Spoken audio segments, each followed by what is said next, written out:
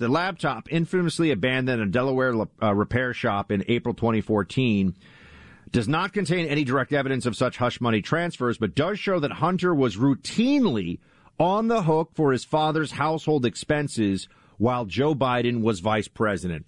I'm going to put something out there.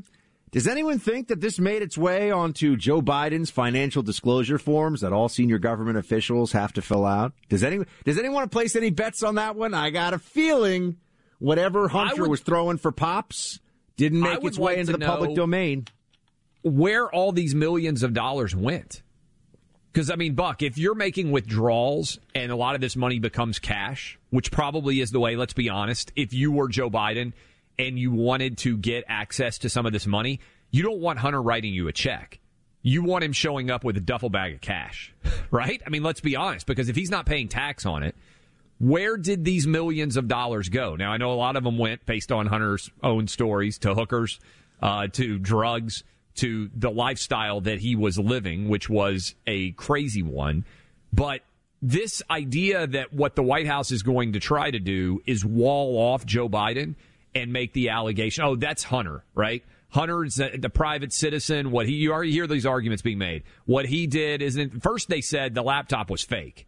Now the argument has shifted into, well, the laptop may be real, but Hunter's not a government official. He's not a member of this administration. What he or the brothers of Joe Biden might have been doing don't implicate the president at all. And then what you're pointing out, Buck, is actually the president is pretty significantly implicated, which is why I said yesterday in our interview with Miranda Devine, which I encourage people to listen to on the podcast, I think there's a chance that Joe Biden's going to get called as a witness in the grand jury proceedings that are going on right now. Do we have like a side bet on the sides? Like, do I get to get truffled potatoes or something with this one? Because there is no way, Hunter, there's no way Joe Biden, the president, is going to be called in to testify in this trial. They just won't, Clay, they just won't do it. It doesn't matter what the truth is. He won't say anything, and he'll fight the subpoena, which is why I want him to get asked if he's subpoenaed as part of this investigation. According to what Miranda told us, Buck, she said that there is testimony and questioning regularly focused right now on the quote-unquote big guy, which is the way they referred to Joe Biden in all of the correspondence, so they didn't use his actual name. Tony Bobulinski memorably has said specifically on Tucker Carlson's show when they had a big sit-down that the rest of the media basically ignored. Tony Bobulinski laid out exactly what was going on, Joe Biden's involvement explicitly in these transactions. If you are questioning about who the big guy is, at some point you got to call the big guy. Right? At some point, if you are in front of the grand jury, they're going to raise their hand up and they're going to say, okay, you keep talking about this big guy. Why don't we hear from the big guy? Now, I don't think the big guy would testify, but if you're doing an accurate investigation, and your point is they ain't doing an accurate investigation. I think you just have this relies on way too much faith in the prosecutorial and judicial system in this country right now at the federal level, which just should, I mean, Clay, you know, one of my favorite exercises is to sit here and just tell everybody off the top of your head, think of all the absolutely obvious, politically motivated prosecutions of politicians that were often baseless, were often smear campaigns that have happened in just the last 10 years. Obviously, Russia-Trump collusion, huge lie special counsel.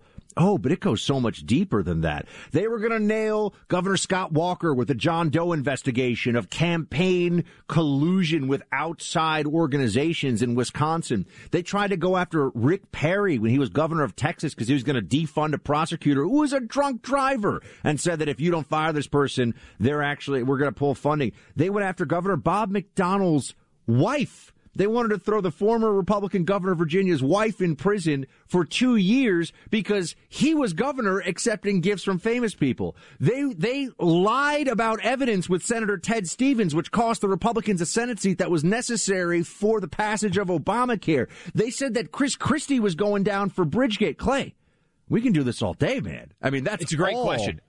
Who is the last... Because the point to your larger analogy there, and that was a fantastic recitation of prosecutorial failures, who's the last famous politician to actually be convicted of a crime?